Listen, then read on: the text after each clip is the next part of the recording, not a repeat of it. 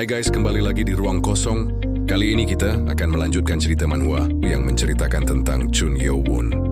Ia adalah anggota demonic cult yang selalu ditindas dan menjadi target pembunuhan. Kehidupan Yo-won berubah drastis setelah ia menerima mesin nano dari keturunannya di masa depan yang ditanamkan ke dalam tubuhnya. Mesin nano ini memberinya kemampuan penyembuhan diri dan memungkinkannya menguasai seni bela diri dengan cepat, membuka jalan baginya untuk merebut takhta demonic cult. Bagi kalian yang belum subscribe, silakan tekan tombol subscribe dan nyalakan lonceng notifikasinya agar kalian tidak ketinggalan konten-konten yang akan kami unggah. Tanpa berlama-lama lagi, mari kita lanjut ke alur ceritanya. Kembali ke ruang kesehatan, Deon. Penjaga kanan menghela napas lega. Apa kamu sudah menghafal jalurnya? Tanyanya. Hah, sudah saya ingat benar-benar. Deon menanggapi.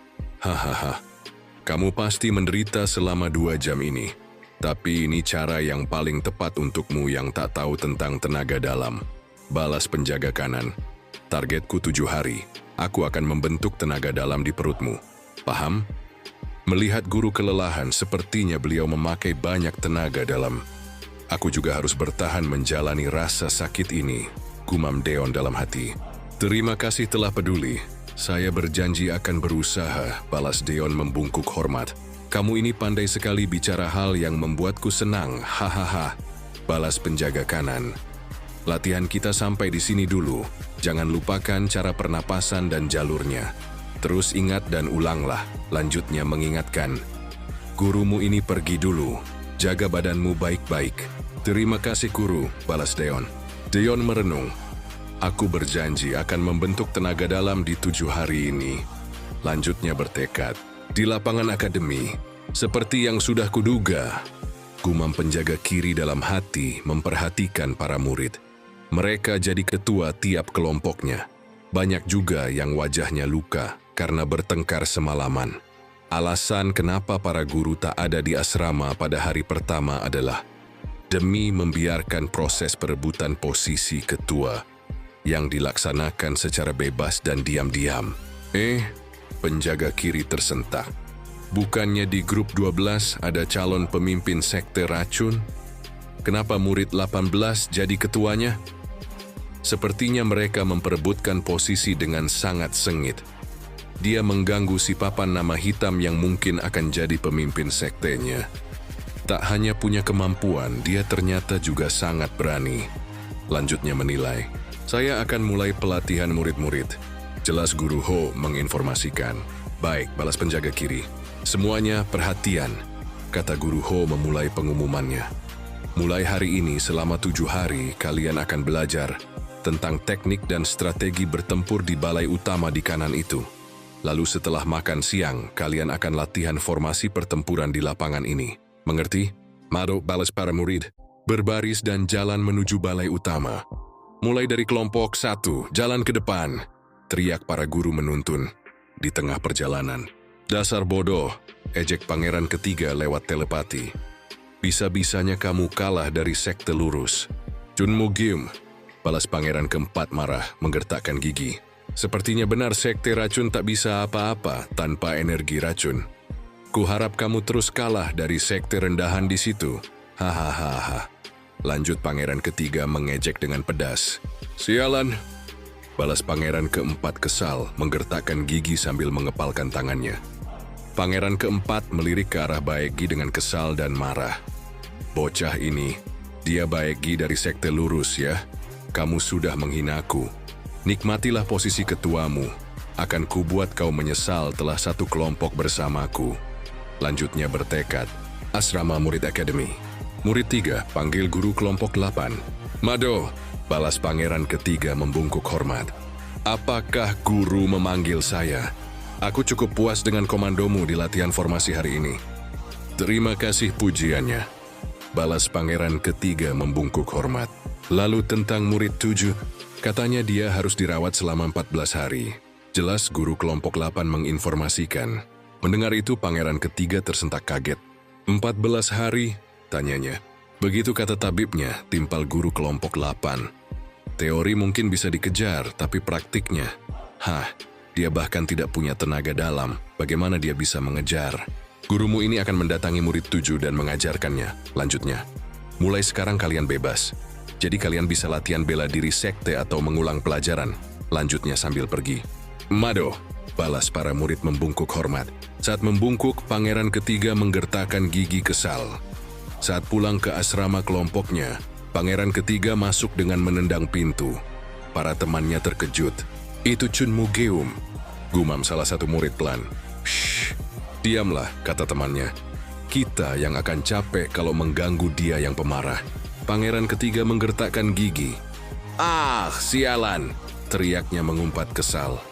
Bagaimana bisa dia dirawat selama 14 hari? Karena datangnya dari tabib? Sepertinya berita itu bukan kebohongan. Timpal murid ke-80, Jahyun, keturunan sekte pengintai. Kau bilang itu bukan kebohongan. Bocah itu pasti berpura-pura. Bentak pangeran ketiga dengan kesal. Dasar bocah dengan darah kotor. Memikirkan dia yang berbaring dengan nyamannya membuatku kesal. Lanjutnya mengumpat sambil menendang tiang.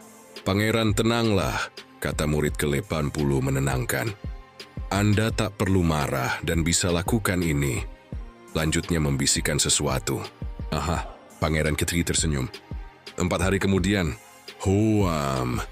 Tabib baik sangat mengantuk. Sudah 5 hari dan tak ada pasien lagi. Aku bosan sekali, bisa gila aku. Apa jangan-jangan Deon adalah pasien terakhirku? Tidak mungkin. Lanjutnya, tiba-tiba berak. Suara seseorang mendobrak pintu. Kia! Teriak tabib baik kaget. Ada apa? Tanyanya panik. Guru Impyong? Murid ini terluka saat latihan pedang. Saya tidak mencabut pedangnya karena takut lukanya makin parah. Balas Guru Impyong. Wah, tolong dibaringkan di kasur sebelah sana, timpal tabib baik. Akhirnya ada pasien. Pengobatannya sudah mau selesai. Anda memang murid dari guru yang hebat, kata tabib baik memuji. Ini berkat Guru Im yang tak mencabut pedangnya. Lanjutnya, bagaimana kondisi anak ini? Tanya Guru Impyong. Syukur tak kena pembuluh darahnya. Dia beruntung, balas tabib baik. Guru Im menghela napas lega. Haha, sepertinya Anda gugup ya. Pasti khawatir karena mereka murid dekat Anda, timpal tabib baik. Mereka tanggung jawab saya sampai sebelum ujian tahap kedua. Tapi sudah 2 orang yang dibawa ke ruang kesehatan, balas Guru Im. Saya sudah menjahit lukanya. Cukup dalam sehingga harus dirawat, jelas tabib baik. Dirawat? Tanya Guru Im tersentak. Tidak selama murid 7, sekitar 3 hari saja, timpal tabib baik. Hai, balas Guru Im. Saya akan kembali latihan siang. Mohon rawat baik-baik murid 23. Sial, hal ini terjadi tepat setelah latihan pedang dimulai.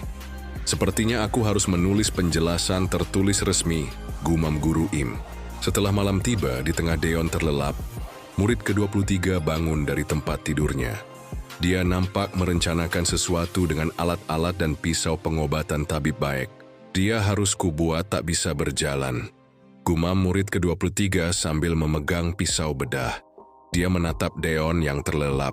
Aku melakukan ini demi bertahan hidup, jadi jangan dendam padaku, ya. Lanjutnya sambil memegang kaki Deon.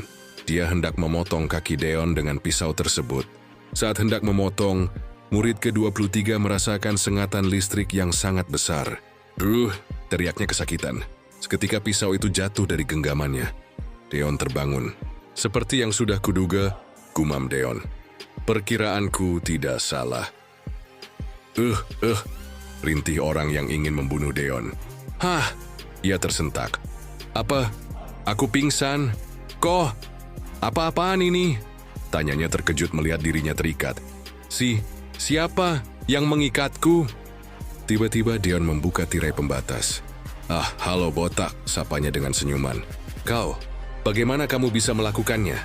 Tanya si botak terkejut. Apa maksudnya bagaimana? Aku hanya mengikat dirimu yang pingsan dan memindahkanmu ke kasur. Lanjutnya santai. Botak, sial, bagaimana aku bisa pingsan? Lalu bukannya luka dalamnya parah, dia kelihatan sehat sekali. Lalu apa katanya, botak? Deon menyodorkan sebuah cermin.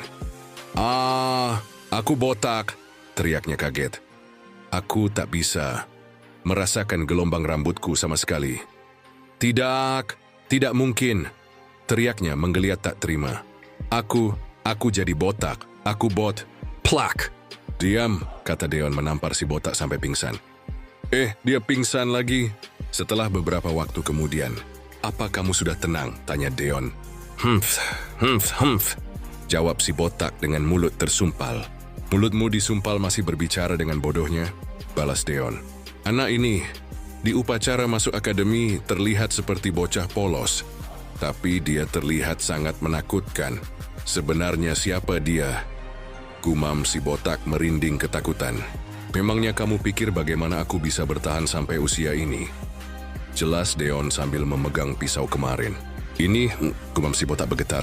Orang-orang seperti kamu yang berusaha membunuh dan dendam kepadaku. Kira-kira sudah berapa banyak aku bertemu mereka? Tanyanya sambil mengarahkan pisau itu ke leher si botak. Teriak si botak ketakutan. Tadi kamu mau bercanda dengan alat seperti ini kan? Pasti kamu tahu rasa sakitnya kalau tertusuk. Kamu juga bisa mati loh. Lanjut Deon mengancam.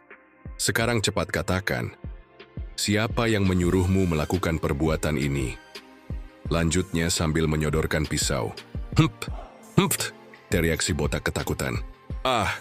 Kata Deon lupa melepas ikatan yang menyumpal mulut si botak. Si botak lega. Sudah kan? Sekarang katakan, lanjut Deon. Aku tak tahu apa maksudmu, balas si botak tersenyum. Apa? Balas Deon. Aku tak tahu apa yang kamu bicarakan.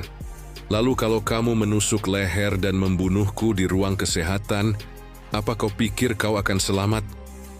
Balas si botak menyeringai. Pasti kamu tahu hal itu kan?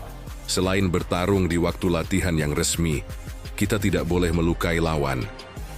Kamu tak mudah menjawab ya, balas Deon datar sambil mengangkat pisau. Tentu saja, bentak si botak.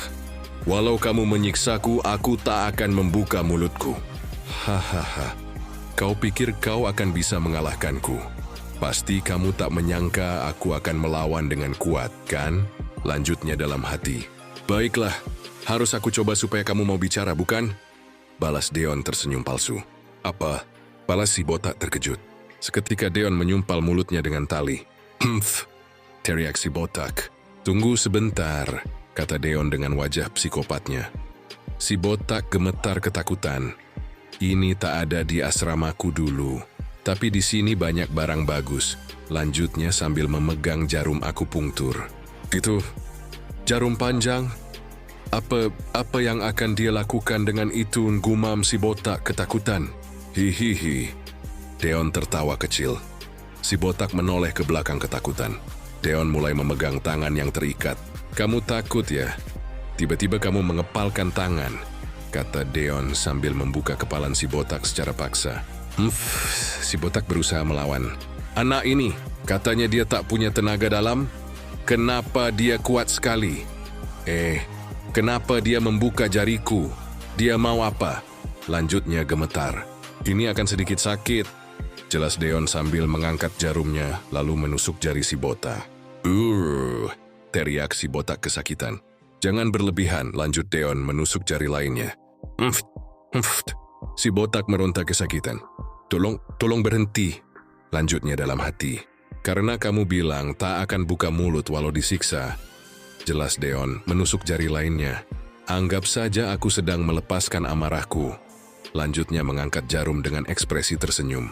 5 jari tangannya sudah Deon tusuk. Seketika si botak terkapar pingsan.